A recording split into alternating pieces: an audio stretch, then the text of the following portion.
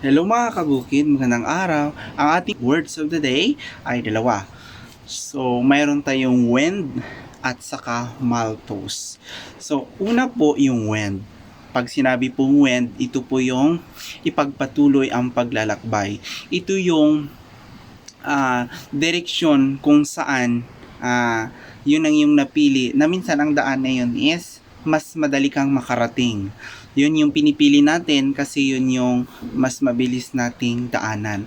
Alam mo minsan daw, sabi doon sa wind, ito yung mga pinipili nating daanan kasi nga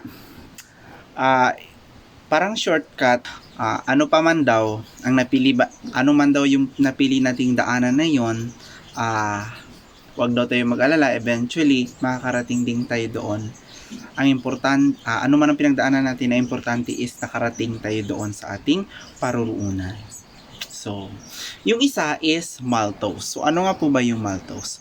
Pag sinabi pong maltose, ito yung uri ng isang uri ng sugar na kung saan siya ay nakukuha after ma-digest ng ating digestive system dito sa loob ng ating tiyan.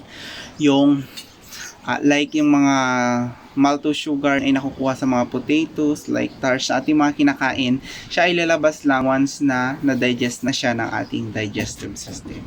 So, maltose or maltosa. So, yun lang po. Bye-bye! Sana may tutunan kayo ngayong araw.